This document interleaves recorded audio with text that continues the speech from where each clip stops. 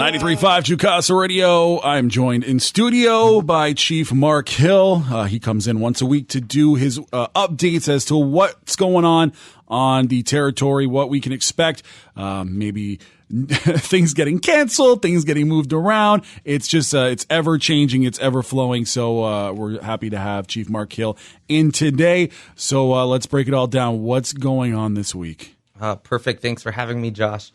So first, I'm going to begin by providing an update as to that we now have 3 active cases in our community.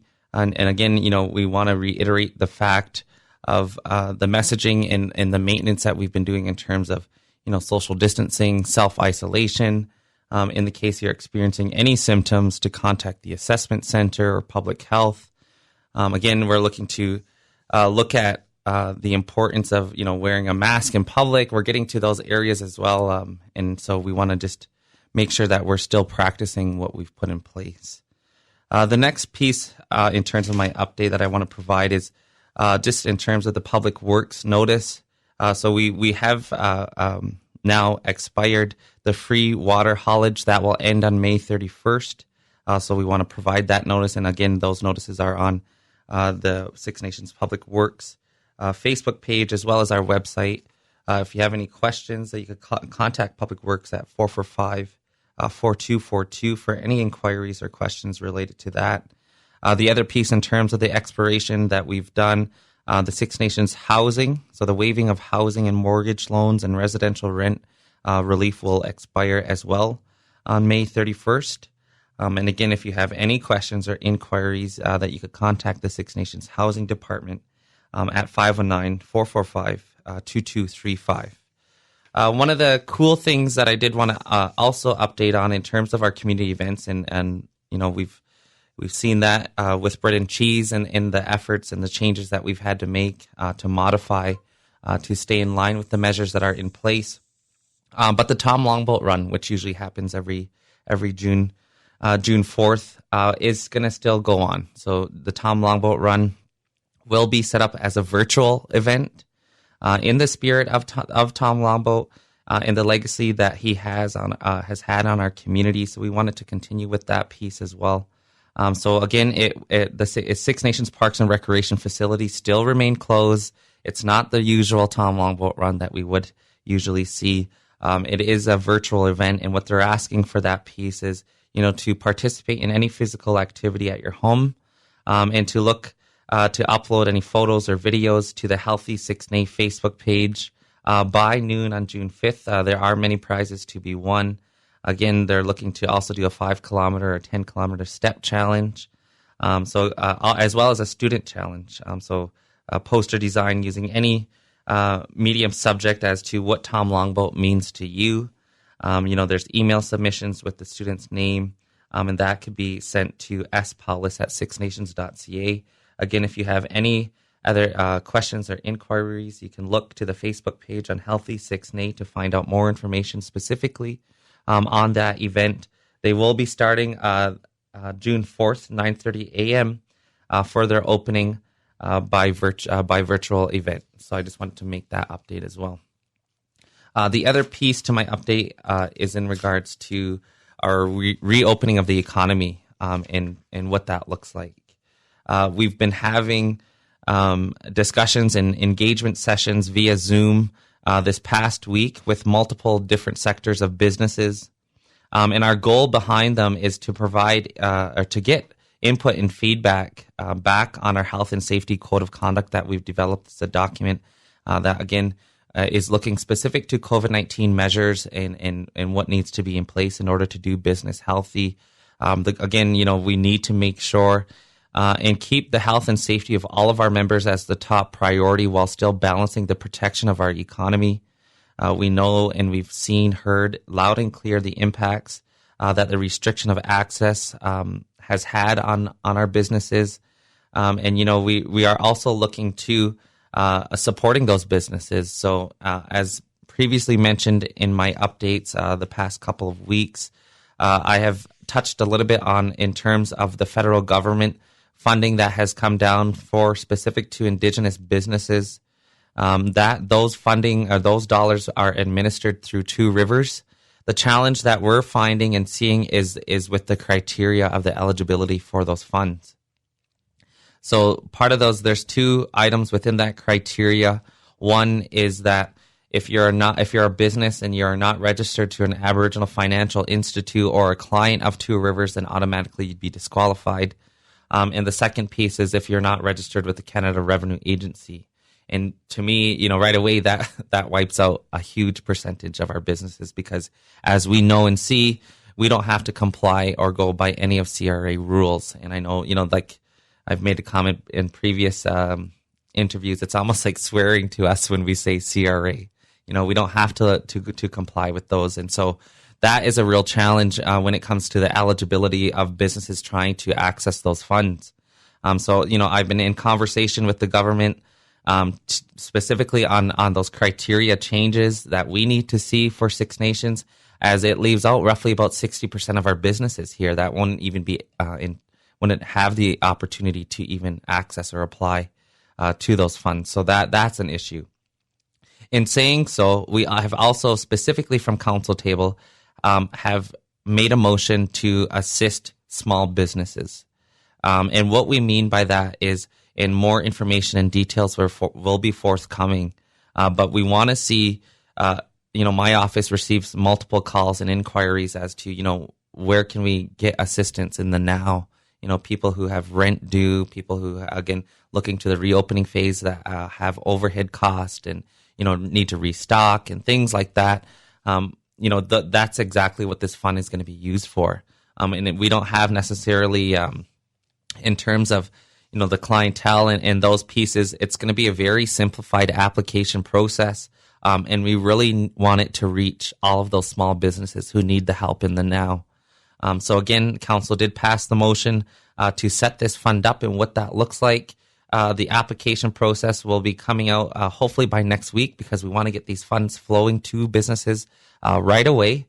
Again, and even in terms of our discussions with the businesses that we've had, I know on Wednesday we've talked with multiple businesses within the automotive and garages and construction sector. Moved into yesterday to majority of our gas stations and variety stores and tobacco retailers. And then this morning we had the opportunity to speak with our restaurants, and moving into this afternoon more to our general retailers and any other business that hasn't been specified over these past days. So again, those conversations are happening because we're really looking to solution-based conversations. We want to have the opportunity, and we want to say loud and clear, we want to work with businesses. We know already that it's a frustrating and difficult time, not only for our community, but even especially as a business owner, right? It's very uncertain times.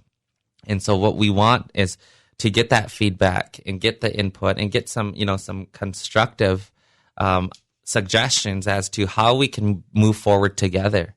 Even in terms of, we have set a date in terms of our phases and what those phases, because it has to be a phased approach. The last thing we want is to see an influx of traffic back into the territory and the potential of an exposure or outbreak even further to COVID in our community. So, we need to be methodical. We need to be strategic, and we feel that by phasing and having a phased approach, that is going to just accomplish those exact pieces while making sure we're maintaining that priority of the health and safety of all of our members. So again, we're really looking to all of our businesses, as well as this afternoon, a community survey will be launched via our social media platform pages, as well as our website. And the goal behind that survey is to get feedback from our overall community members on just the reopening and what they want to see. The last thing we want to see is, an influx of traffic, and what we've seen when we decided to restrict access to the territory. So we have to be very, very strategic in our next steps. And again, we need that feedback from all key stakeholders in order to come up with the best possible plan. And so each phase, we want to start phase 1 and phase 2 and so forth. And the logistical pieces behind each phase will be forthcoming in terms of those finer details. But June 8th is where we're going to start to implement these, like getting our businesses and making sure they're set up for success and that the measures are in place. But what we're saying, and I want to make this loud and clear, is that the restriction of access, the checkpoints, will not be coming down then. We know and realize, the importance of the role that they've played. And again, we have to do it very methodically. And so I just want to reiterate that the checkpoints will still remain in place at this time. And as we move to the phased approach and what those logistical details have behind each phase is when you'll start to see potential deadlines or timelines rather to each of those. The last thing, again, that we want and we have to also plan for is the potential of the second wave. From our public health officials and what we're seeing is that the approximate time for that is they're calling is the fall time. So we're still in this battle with COVID. We still need to make sure we're implementing and going by the measures that we've put in place. But again, we have to make sure that we do this with our community, and we have to do this collectively. We want to hear from as many people as we can to make the best informed decision and plan, which is why we're going to these lengths to setting up these Zoom conferences, meetings, doing these surveys, reaching out to as many members as we can, because again, collectively we have to come up with this plan together. And again, it has to be just that strategic way. So those are my updates for this week. Again, there is much information forthcoming in terms of the fund that I've mentioned specifically for Six Nations businesses, small businesses, emergency relief fund. So try to stay updated as we provide more information on our social media pages as well as our website, and as well as these updates that we do every week. And we'll look to, again, trying to make sure that the businesses are well aware of this fund forthcoming, as well as just maintaining and looking to the discussions and engagements that we're having. So we want to continue to do that and look to our communications department, who will be overseeing the survey and providing that report once it's complete. Again, I ask that you watch our social media pages and website for that information. And so that's where we're currently at. We need to do this together. The last thing that we want to see is an internal, fight within our community. We need to be, listening to all and respecting all opinions. I think that's an important piece in terms of how we're going to move forward. And so, we need to keep in mind that this is for the overall protection of all of our people. What started out as protect our elders has evolved into the bigger picture of everybody, as we've seen the case definition change on the daily in terms of COVID. And so, as long as we keep that in mind as the top priority of the protection of our health and safety, and as to the measures we've put in place, I think, that we maintain that respect and we look to our next steps. And so that's where we're at this point. I think it's important just to reiterate, because I think the biggest talking point right now is the checkpoints, and people wondering, when are those coming down? So I think it's important just to reiterate that they are staying up, yes, and that there is no finite date of when they'll be coming down. It's kind of a moving target at this point. So anyone who's kind of anxious about this and kind of are looking for a finality to all of this is just be patient. Because it's important that they do stay up, because they have served their purpose in keeping people as safe as humanly possible. And that's just it. We thank each and every person that has maintained the respect of the decision made, as well as the patience and cooperation. The last thing we want is to ruin any relationships with our neighbors or any of our visitors that come to our territory. We really, again, are looking to having them back in our territory and supporting our economy. It's just we need to make sure that we do it methodically and safely. Absolutely. Thank you, Chief Mark Hill, for coming in as weekly update. We're going to get back to the music, and I'll come back in a bit.